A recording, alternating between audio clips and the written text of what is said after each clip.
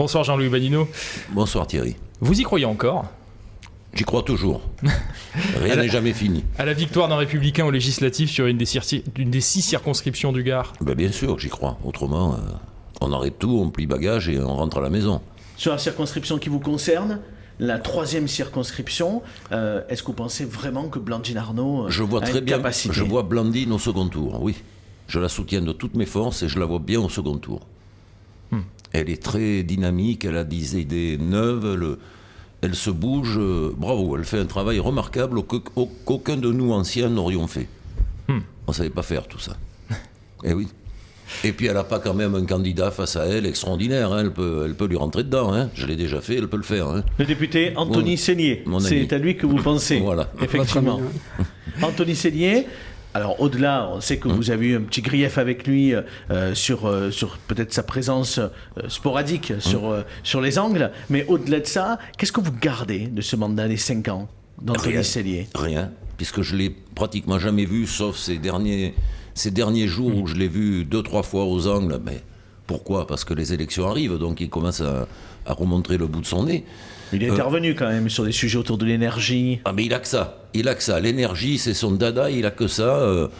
Le reste, il y a beaucoup de choses dans la circonscription. Il y a des entreprises, il y a Qu'est-ce des que commerces. Blandine Arnault pourrait faire de mieux ? Être plus présente sur la circonscription et mieux la représenter au Parlement. Il y a toute la viticulture dont il faut s'occuper. Il y en a des choses à faire. Hein. Il y a des sujets majeurs en viticulture surtout. L'arrosage, on en parle beaucoup depuis une dizaine d'années, mais pour l'instant, rien n'est fait. Donc un député présent et qui pousse à Paris, je pense que ça nous ferait le plus grand bien. Et Blandine est à fond là-dedans. Une question plus personnelle, Jean-Louis Badinot. Oui. Comment allez-vous ? Vous me voyez ? Est-ce que j'ai l'air mal ? On vous pose la question.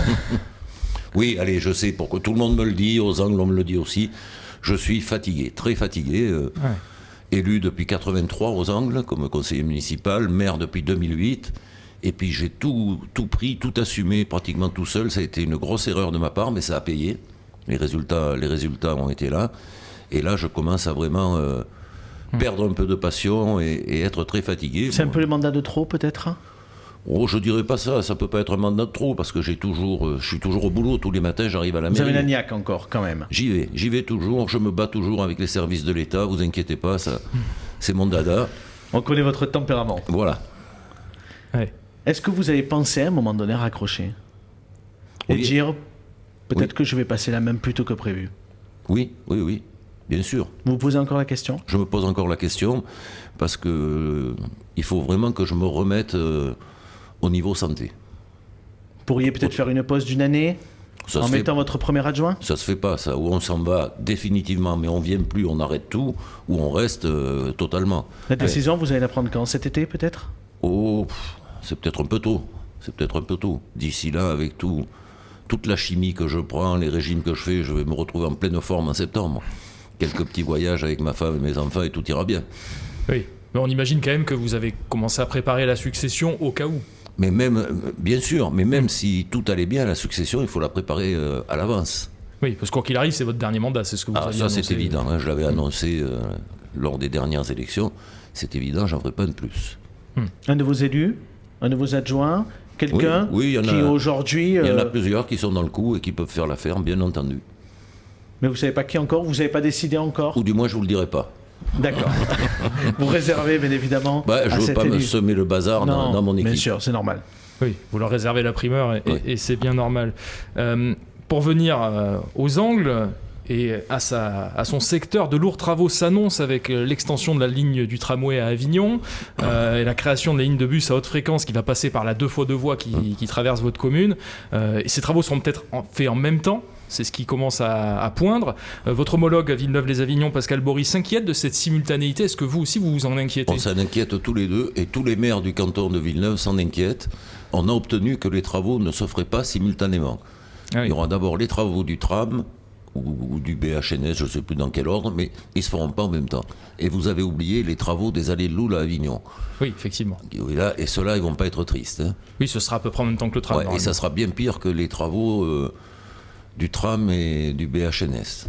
parce qu'on va se retrouver, on a actuellement 2 fois 2 voies, on aura 2 fois une voie, plus le tram, plus les bus. La maire d'Avignon, son idole, c'est la maire de Paris, elle veut faire comme elle, verdir les allées de Loudun, qu'il n'y ait plus de voitures, et puis voilà, bon. Bon, on va rappeler quand même que les travaux du bus à haute fréquence et du tramway, c'est pas la maire d'Avignon, c'est le Grand Avignon. Oui. Mais... Donc vous êtes vice-président. Exact. Oui. J'ai une belle délégation d'ailleurs, je m'amuse. Oui, les relations humaines. Enfin, les ressources humaines. Les ressources humaines, exact. Et vos relations avec le président du Grand Avignon sont excellentes. Le dit qu'elles sont excellentes. Oui. Hier soir, on avait un conseil communautaire, encore à Pujol d'ailleurs. On décentralise et... Vous avez le sentiment aujourd'hui que le Grand Avignon regarde de manière peut-être plus bienveillante les communes du Gard? Ah oui, c'est très net. Ça a encore été dit hier soir. Ça commence même à agacer quelques maires vauclusiens. Ah oui. Oui, bien sûr. On regarde le président, les vice-présidents, on regarde beaucoup le côté Gard. Pour quelle raison? C'est peut-être le côté le plus attractif. C'est une petite moitié de l'agglo quand même. Une grosse moitié. Petite moitié, oui. Oui, petite, parce qu'il y a quand même Avignon qui est la ville-centre. Petite, mais c'est de côté, mais... C'est des communes. J'irai pas jusqu'à dire que c'est la meilleure, il y a des oreilles qui doivent écouter. Donc, mais en tout cas, vous y êtes à l'aise dans cette communauté d'agglomération, et aujourd'hui, les relations avec le président sont fluides. Oui. Et vous y êtes bien. Excellente, oui. On continue sur les travaux peut-être avant de donner la parole à nos sociétaires? Oui, cette fois-ci qui concerne plus spécifiquement les angles, avec un gros projet, les travaux des nouvelles tribunes du stade de rugby. Où est-ce qu'on en est? Ça y est, on a obtenu toutes les autorisations, enfin, il m'a fallu 3 ans. Ouais, vous avez bataillé. Ah ouais, j'ai bataillé très dur parce qu'un coup c'était un hanneton, un coup c'était un papillon, après c'était de l'eau qui voulait pas s'écouler, donc il n'y avait rien à faire. Et à force de téléphoner, d'écrire, d'aller voir, de crier, de tempêter, de menacer. C'est pour ça que vous êtes fatigué. Oui, mais sûrement, oui. J'ai reçu, parce que je prends trop les choses à cœur. J'ai reçu il y a à peu près 1 mois les autorisations et on va pouvoir démarrer les travaux. Bon, c'est une bonne nouvelle pour le RCAGR qui est encore en course pour la montée en Fédéral 2. Oui, exact. Vous vous tenez au courant, monsieur, alors, c'est bien.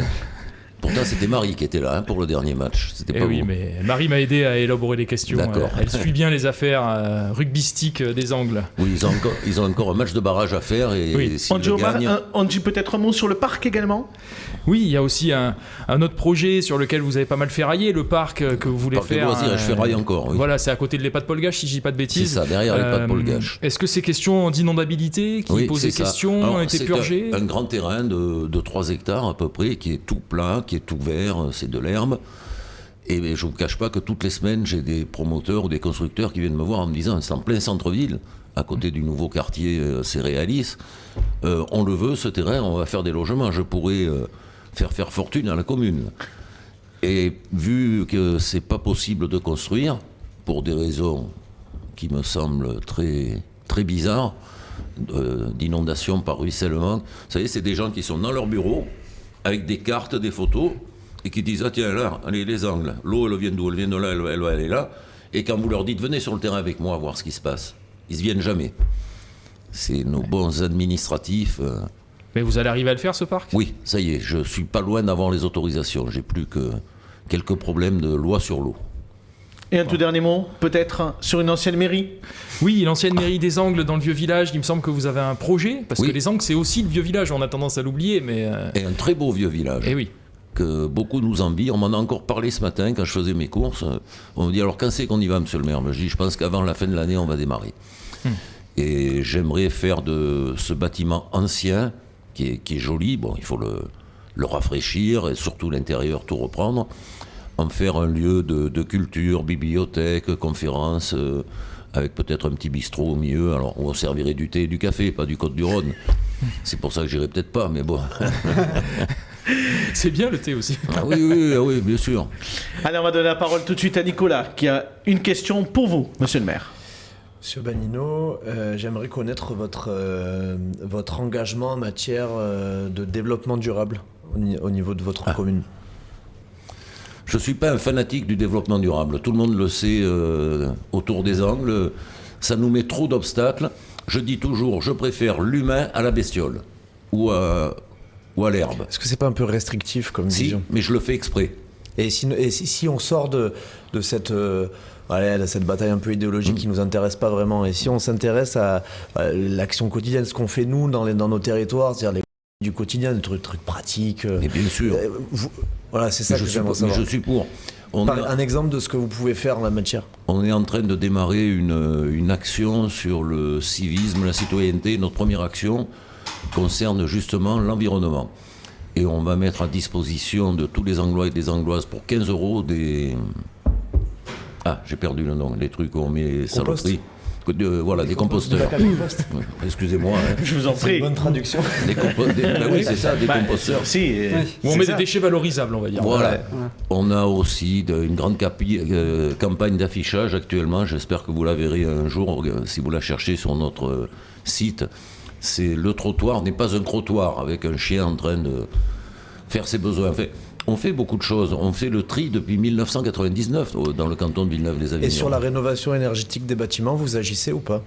Les bâtiments communaux, oui. Quand il y en a besoin, oui. C'est-à-dire que lorsqu'il y a des travaux à faire dans un bâtiment, on en profite pour faire de l'isolation et les mettre aux normes. Maintenant, le faire exprès, non. D'accord. Autre question, Jean-Baptiste. Monsieur Badino, j'avais une question qui s'adresse d'abord aux maires expérimentés que vous êtes, mais aussi aux citoyens engagés et attentifs à l'actualité politique. Ça concerne tout simplement les événements qui ont eu lieu au Stade de France. Qu'en pensez-vous et qu'est-ce que ça dit selon vous de la France aujourd'hui et surtout de la grande problématique de la sécurité? Voilà, j'ai vu tout à l'heure qu'Emmanuel Macron disait ce n'est pas mon affaire, c'est l'affaire uniquement du gouvernement. Oui, rien n'est son affaire, hein, Emmanuel Macron. Il dirige tout seul, mais rien n'est son affaire quand il parle. Bon, je ne sais pas comment il fait, mais c'est dramatique. Mais voilà, c'est dramatique. Sur les événements autour du Stade de France, des pauvres gens qui vont voir un match, quel qu'il soit, du sport, et qui se retrouvent dans ces conditions. Je me mets à leur place, ça ne doit pas être facile. Hein. On parlait tout à l'heure des piqûres, mais là, il aurait pu y en avoir des milliers. Hein. Comment on explique ce phénomène, selon vous? C'est quoi? C'est une problématique de pas suffisamment de force de l'ordre? Non, je pense pas. C'est d'anticipation de problématiques de sécurité ou c'est autre chose? C'est beaucoup plus profond, puisque ce dont on entend parler de plus en plus aujourd'hui, c'est que les problèmes viennent de la banlieue proche de Seine-Saint-Denis. C'est ce qui a mis la panique, c'est pas les Anglais qui ont mis la panique. Les Anglais, ils sont disciplinés, même s'ils ont des faux billets, ils sont disciplinés. Ah, c'est fini le temps du hooligan, hein, c'est fini. Non, pas tant que ça. Il y a des je vous assure que les petits cons, excusez-moi, qui viennent de banlieue, ont fait beaucoup plus de mal à cette finale que les Anglais. Et comme il ne faut surtout pas y toucher et dire que c'est eux, on a le ministre de l'Intérieur qui ment le plus possible. Comme les Angles, parce que je crois que le Rassemblement national est arrivé en tête dans votre village, comment on l'explique? Est-ce qu'il y a vraiment des problématiques d'insécurité aujourd'hui dans une commune du Gard comme les Angles? Non, comme dans beaucoup d'autres communes, il n'y a pas de problématique d'insécurité, de délinquance. Ce sont les gens qui regardent les chaînes d'information en continu toute la journée qui ont peur? Probablement. Oui, qui se laissent bourrer le crâne par des commentaires. Mais comment vous l'expliquez quand vous rencontrez vos administrés dans les marchés, dans les discussions que vous pouvez avoir dans la commune? Qu'est-ce qu'on vous dit? Qu'ils ont peur? Qu'ils s'inquiètent? On ne veut pas devenir comme Avignon. Voilà, ça je l'entends souvent. Ouais. On ne veut pas que les Angles deviennent Avignon. Il ne faut pas oublier qu'on m'appelle le Neuilly d'Avignon. Donc on ne veut pas devenir comme Avignon. Ça je l'entends souvent. Et puis faites attention dans vos logements sociaux à qui vous y mettez. J'ai dit oui, on fait attention. C'est ça, hein. C'est que ça. Oui, c'est la peur de l'autre, quoi. Oui, et puis comme nos gouvernants, depuis quelque temps, sont incapables de réagir face aux Qu'est-ce qu'il faudrait faire, selon vous? Être beaucoup plus rigide, être beaucoup plus réactif et rapide, surtout. Chaque fois qu'on attrape quelqu'un et qu'on attend des mois et des mois et des mois avant de le juger. Problème des moyens, de la justice aussi. Peut-être l'effectivité de la peine, quitte à ce qu'elle soit moins longue, qu'elle soit effective. Mais qu'elle existe. Qu'elle existe. On tient un dernier mot sur les Angles. Alors, peut-être quelque chose de plus insolite, mais on va terminer là-dessus. Monsieur le maire. Confiance à Thierry. Insolite, oui et non. Un Burger King a ouvert aux Angles il y a quelques semaines. Il y a quelques mois, c'était un KFC à quelques dizaines de mètres de ce Burger King. Il y a déjà un McDonald's à côté. Il y a un Subway dans la galerie. Vous allez devenir une capitale des fast-food. Oui, moi qui ai horreur de ça, vous le savez, j'y mets jamais les pieds, j'y mettrai jamais les pieds. Et bien, j'ai les trois maintenant. Voilà. KFC, Burger King. Mais c'est vous qui les autorisez en même temps. Bien sûr, mais quand tout est dans les règles et respecte le PLU, c'est difficile. Il y a une commission départementale d'aménagement commercial, non, qui se réunit. Alors peut-être pas sur des cas comme ça. Pas obligatoirement, non. Là, c'est petit, c'est pas des. Non, c'est sur des plus grandes surfaces. Sur des plus grosses surfaces. Oui. Non, là, il n'y a pas de CDAC, mais En même temps, il y a une demande. Oui, oui, mais le Burger King, il a ouvert il y a 15 jours, il est déjà plein. Hein, et le KFC, quand il a ouvert, j'en revenais pas, moi. C'est fou, hein. Pourtant, il y a tout sur Avignon, mais qu'ils aillent leur saloperie les manger à Avignon. Et pas me jeter Ça c'est fait. leur paquet dans les rues angloises, quoi. Merci beaucoup, monsieur le maire, d'avoir répondu à toutes nos questions. C'était un grand plaisir. Toujours avec la même franchise. Et c'est pour ça qu'on aime vous avoir avec nous sur ce plateau.